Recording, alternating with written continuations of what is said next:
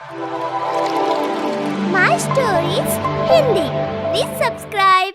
एक जंगल में एक स्वामी जी के आश्रम में मनोज और सरोज नाम के दो शिष्य स्वामी जी की सेवा करते हुए शिक्षा ग्रहण कर रहे थे। उनके पास स्वामी जी के बाजू में सरोज बैठकर तालापत्र ग्रंथ पढ़ते समय एक तालापत्र ग्रंथ लेकर मनोज स्वामी जी के पास आकर उनसे ऐसा कहता है।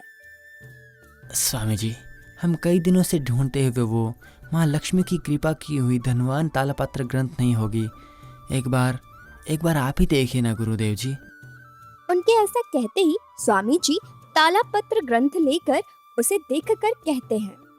हाँ मनोज, इतने समय बाद वो धन कहाँ है, उसका आधार मिल गया। प्रजा की भलाई के लिए, धर्म स्थापित करने के लिए उस धन का उपयोग करने की उस समय की माँ लक्ष्मी का आदेश है। हमें तुरंत ही मधुर वर्मा महाराज से मिलना है। सफर करने की तैयारी शुरू करो। उनके ऐसा कहते ही वो दोनों चलने को तैयार हो जाते हैं। अब स्वामी जी शिष्यों के साथ मिलकर महाराज के पास जाते हैं। महाराज उनको देखकर उनसे कहते हैं। महात्मा जी को नमस्कार। आपकी ही राह देख रहे थे हम लोग। माँ लक्ष्मी की कृपा हुई हमारे पूर्वजों के धन के बारे में आप हमें अब कब बताएंगे? उस धन के लिए हमारी हजारों आंखें राह देख रही है। महात्मा जी, रहस्य में छुपा हुआ वो धन हमें अब कब मिलेगा महात्मा जी? उनकी बात सुनकर स्वामी जी उनसे ऐसा कहते हैं। महाराज, वो सब जानकारियाँ कहीं और नहीं है, आपके सिंहासन के बाएं पैर के नीचे ही है। स्वामी जी के ऐसा कहते ही महाराज सिंहासन को हटाकर वो पत्र लाकर स्वामी जी को देते हैं। स्वामी जी उस पत्र को पढ़ते हैं। पीछे से उनका शिष्य मनोज चुपके से पढ़ता है। उसे इस तरह पढ़ते हुए कोई नहीं देखता। उस पत्र को पढ़कर स्वामी जी खुशी खुशी महाराज से कहते हैं। महाराज, ये धन आपकी 9वीं पीढ़ी को मिलेगा, यहाँ लिखा है। इसलिए आपके बेटे का यौवन आते ही उसे गुरुकुल से बुलवा लीजिए महाराज। उसके बाद मैं आऊँगा। तब तक के लिए नमस्कार। इसके बाद वो वहाँ से चले जाते हैं। आश्रम पहुँचने के बाद स्वामी जी से सरोज कहता है। गुरुजी, इतने साल तो आप उसी को ही ढूंढ रहे थे। आखिर उस धन में ऐसा क्या विशेष है? उसकी बात सुनकर स्वामी जी कहते हैं। बेटा देखो, उस धन से ये राज्य सुख समृद्धि से भर जाएगा करके वहाँ पर लिखा हुआ था।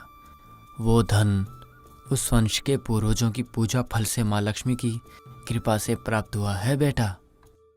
ठीक है, तुम दोनों आश्रम का अब से ध्यान रखना बेटा। मैं महाराज के बेटे का यौवन आने पर वापस आ जाऊंगा। तब तक मैं ध्यान रखूंगा, ठीक है? मेरे आने तक तुम लोग अपनी शिक्षाएं विश्व कल्याण के लिए उपयोग करो, लेकिन विश्व विनाश के लिए उपयोग नहीं करना। विजयी भव। ऐसा कहकर स्वामी जी वहाँ से चले जाते हैं। उनके जाने के बाद मनोज सरोज से कहता है। क्यों ना महाराज को वो धन मिलना चाहिए, क्या कहते हो? स्वामी जी पढ़ते समय भी चुपके से पढ़ रहे थे, तुमने देखा था ना? नहीं मित्र, गुरुजी को धोखा नहीं देना चाहिए। ये बहुत गलत है। उस पर जिनके लिए कृपा है उनको प्राप्त होनी चाहिए। तुम ऐसी चीजें करके गुरुजी को क्रोध का शिकार मत बनाओ। मेरी बात मानो। इसके बाद मनोज उसकी बात सुने बिना ही चला जाता है। उत्तर पश्चिम दिशा में वो वट वृक्ष के कुछ दूरी पर जंगल में माता लक्ष्मी का विग्रह। मैं किसी भी तरह वो धन अपना बनाकर ही रहूंगा। हाँ, एक बार वो धन मिल गया तो मैं बहुत अमीर बन जाऊंगा। अब देखता हूँ कि मुझे कौन रोक सकता है। सही नहीं है मित्र, गुरुजी हमारी शिक्षाएं विश्व कल्याण के लिए उपयोग करने के लिए बता के गए हैं। उस धन से तुम्हें क्या काम है? वो महाराज का है, उन्हीं को प्राप्त होना है, ठीक है? उसकी बात सुनकर मनोज उससे कहता है। डरपोक कहीं का, मैं वीर होने के साथ साथ सभी शिक्षाएं ग्रहण कर रखी हैं मैंने। मैं कुछ भी प्राप्त कर सकता हूँ। तुम बस शांति से बैठे रहो, मेरे काम में बाधा मत डालो। मैं उस वट वृक्ष को काट कर धन प्राप्त कर लूंगा, ठीक है? ऐसा कहकर वो वहाँ से चला जाता है। सरोज भी उसके पीछे आता है। इसी तरह कुछ दूर चलने के बाद उन्हें वट का वृक्ष दिखाई देता है। उन शाखाओं को चाकू से काटते समय वो शाखाएं उन्हें घेर लेती हैं और इस घटना के बाद आकाश से एक आवाज आती है, मूर्ख कहीं के, तुम राजा के वंशज नहीं हो, लेकिन फिर भी तुम्हें इतनी दूर आने का मौका दे रही हूँ। तुम्हारी शिक्षाएं कितनी प्रबल है, मैं ये जांच करना चाहती हूँ। अगर तुमने सही जवाब दिया तो तुम्हारी कोशिश सफल हो जाएगी, वरना यहीं फंसकर अपने प्राण त्यागने पड़ेंगे तुम्हें। ये सुनने के बाद सरोज कहता है, ए माँ, मेरे मित्र के अज्ञान को क्षमा कर दो, प्राणों की भीख दे दो माँ। सरोज की प्रार्थना सुनकर फिर से आकाशवाणी होती है, बेटा तुम इसके प्राणों की भीख मांग रहे हो, लेकिन इसके चेहरे पर गलती करने का एहसास नहीं दिखाई दे रहा है। तुम बीच में मत आओ, वरना तुम्हें भी वही दंड मिलेगा। इसके बाद आकाशवाणी पूछती है, पहला प्रश्न है, जन्म लेने के बाद गतिहीन क्या है? सवाल सुनकर मनोज कहता है, मृत शरीर ही इसका जवाब है। इसके बाद आकाशवाणी फिर से कहती है, ठीक है, दूसरा प्रश्न है, सभी मतों से बढ़कर वो मंदिर कौन सा है? ये सुनकर मनोज शमशान घाट का जवाब देता है।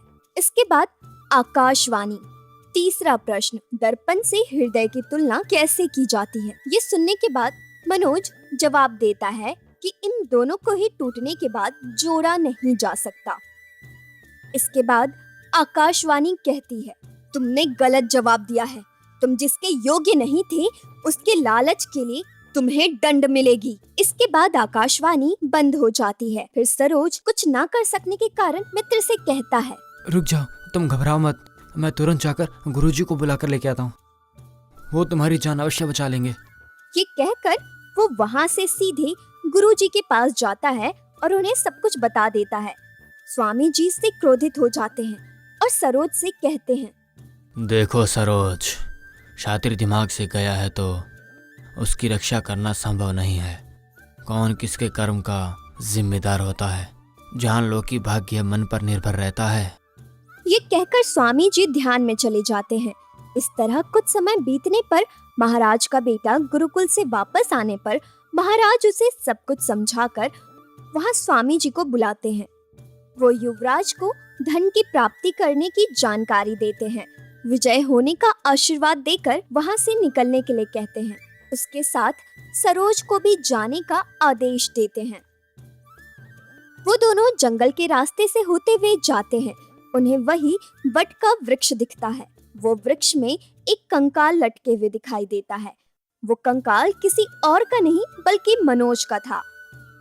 युवराज चाकू से शाखाओं को हटाने की कोशिश करता है तो वही शाखाएं उसे लपेट लेती है। पिछली बार की ही तरह आकाशवाणी बोलती है, युवराज, मैं आपकी बुद्धिमत्ता और शिक्षा की जांच करना चाहती हूँ। ये सुनकर युवराज कहता है, जी कहिए माता। पहला प्रश्न, जन्म लेकर भी जो गतिहीन है। अंडा। दूसरा प्रश्न है, सभी मतों से बढ़कर वो मंदिर कौन सा है? विद्यालय।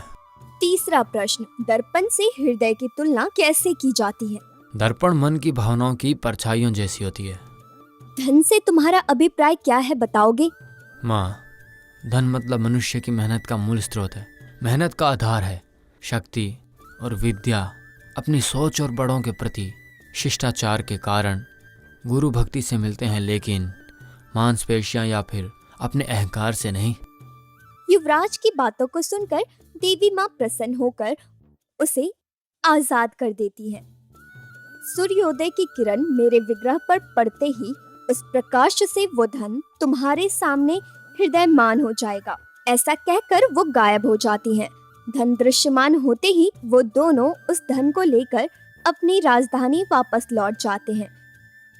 तो दोस्तों, देखा क्या, घरों काम नहीं आएगा, ये याद रखना। जो घरों करता है उसे कीचड़ ही शाश्वत है करके बड़े लोग ऐसा ही कहते हैं। उसके अलावा शिक्षा का गर्व भी काम नहीं आता। हमारे पास जो शिक्षा है उसे बांटने से वो बढ़ जाती है, लेकिन वो कभी घटती नहीं है। हमारी शिक्षाओं से, शक्ति से दूसरों का धन छीनने का उपयोग नहीं करना चाहिए। ये सरासर गलत है। मैं और मेरा ये अहंकार करके मुझे क्या मालूम करके अज्ञान से आगे बढ़ेंगे तो हमारी जान को गंवा सकते हैं। हमारी ये कहानी पसंद आई है तो लाइक करें, शेयर करें, सब्सक्राइब तो ज़रूर करें। आप सभी का धन्यवाद।